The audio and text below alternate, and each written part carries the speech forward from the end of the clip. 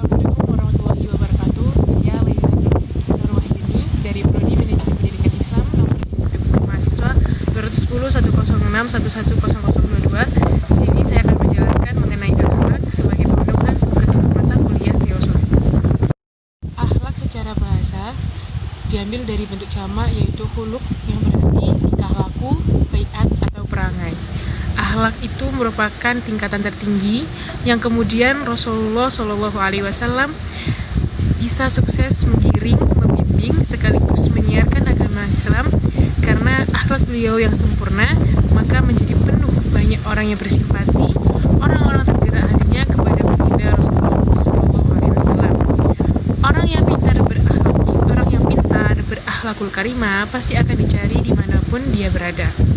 Secara istilah adalah daya kekuatan jiwa yang mendorong perbuatan dengan mudah dan istimewa secara spontan dilakukan tanpa harus dipikir terlebih dahulu, dan artinya itu muncul karena sudah menjadi kebiasaan.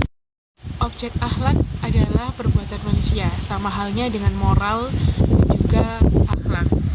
Tapi yang membedakan dengan moral dan akhlak adalah sumber, yaitu sumber dari akhlak adalah Al-Quran dan hadis. Berbeda dengan moral dan etika. Moral bersumberkan dari norma masyarakat dan kebudayaan masyarakat. Untuk etika itu bersumber dari akal. Kemudian yang membedakan adalah fungsi. Fungsi dari akhlak adalah pada konseptor dan realistis.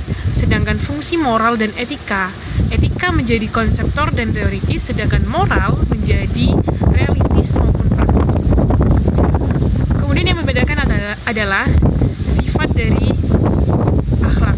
Karena akhlak bersifat absolut, universal, yaitu bersifat secara luas. Berbeda dengan etika dan moral.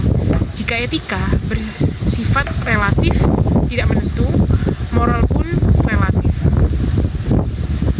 Kemudian, tujuan dari akhlak yaitu adalah hubungan kepada Allah atau hablum minallah secara vertikal.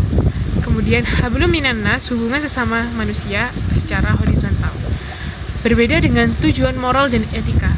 Tujuan etika yaitu hubungan sesama manusia yang dimana tidak melihat suku, ras, dan agama. Sedangkan tujuan dari moral adalah hubungan hanya dengan sesama manusia. Dan intinya persamaan dari ketiganya yaitu sama-sama mengajarkan tentang kebaikan. Untuk membina akhlak supaya berakhlakul karimah, yaitu ibarat pada kalimat tahalli, yaitu upaya mengosongkan diri dari sikap ketergantungan, kelezatan nikmat duniawi, di mana usaha kita dengan membiasakan sifat maupun sikap yang terpuji. Kemudian menjadi kalimat tahalli, di mana huruf ho itu memiliki titik di atasnya, kemudian titik itu akan berubah menjadi tahalli. Dan yang terakhir adalah tajalli, titik tengah di mana artinya orang yang sudah merasakan nikmatnya sifat kebiasaan baik itu akan mempengaruhi kehidupannya.